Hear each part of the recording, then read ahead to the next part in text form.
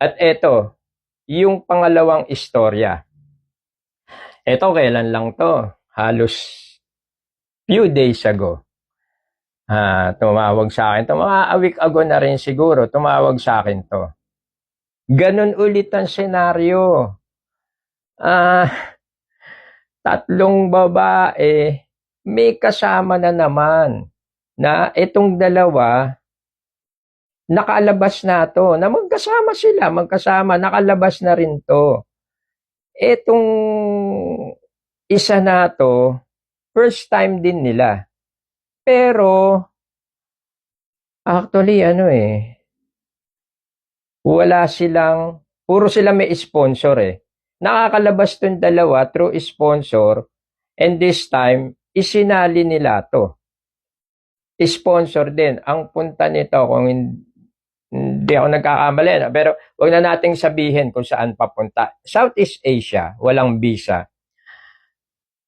Nakalusot na, itong dalawa rin, nakalusot na. Ganun pa rin. Nakaupo na sa boarding gate to. Itong isa, na second interview. Of course, ayun, ginisa ng IO. Ang naging problema naman nito, walang apam to. Wala. Talagang bakasyon lang. Ang problema, yung sponsor nila, ang nakakakilala is ito. Kumbaga, nung nakaraan, I don't know kung paano nakalusot to, nakasama niya, pero yung sponsor nito, distant relatives, hindi naman sa Dubai ang punta nito, kaya hindi mahigpit eh. Southeast Asia lang. Ang nag-asikaso ng ticket nila, di ba, lagi ko sinasabi, dapat, kung totoong turista ka, alam mo yung isasagot mo, ikaw yung mag-asikaso hanggat maaari, ikaw bibili ng ticket mo, ikaw yung magbubuk ng hotel, everything, yung dokumento. Eto kung ano, kumpiyansa to eh, pinaubaya lahat dito. Kaya ito, walang problema, kahit paikot-ikutin ng immigration officer to, alam niya yung isasagot niya. Why? Siya nag-asikaso lahat eh. Actually, ang sponsorship lang naman talaga nila yung tutuluyan. Kasi lumalabas yun, sponsorship pa rin. Pero may mga sariling pera naman. Eto, nagkataon ang pera nito, yung sabihin nating financial capacity documents nito, hindi sapat. Ano to eh, hindi talaga makakalabas ng Pilipinas to kung siya lang mag-isa, kung walang sponsor. Kulang eh. Ngayon, ang masama, nung pinagtatanong nato, nakalusot yung dalawa, nasa boarding gate na. Eto, second interview.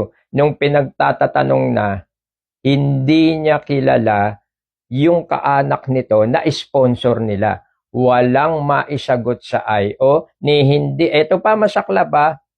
Saan ang punta nyo? Of course, alam niya. Kailan ang flight nyo? Hindi alam nito. Saan kayo tutuloy? Hindi alam yung exact address.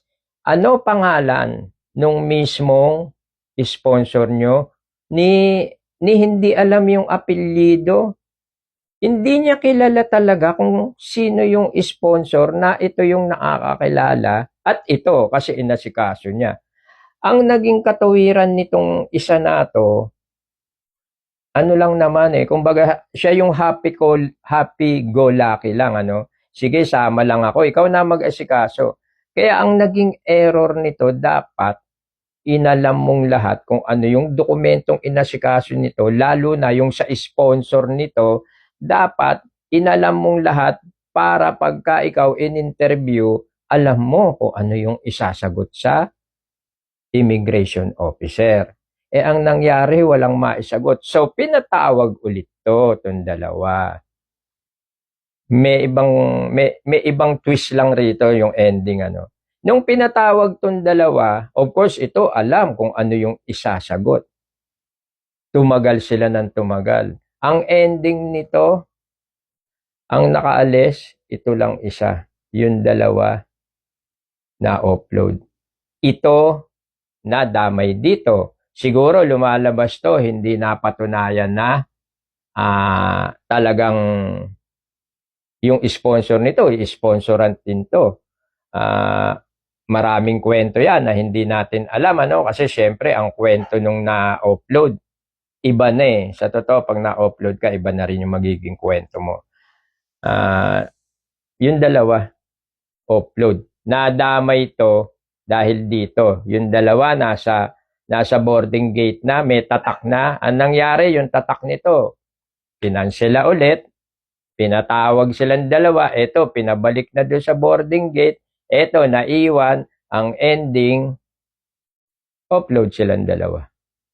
Damay ito. Ginawa nito, inaway ulit to, iblinak na niya, talagang isinumpa na niya to. Kasi na-trauma to eh.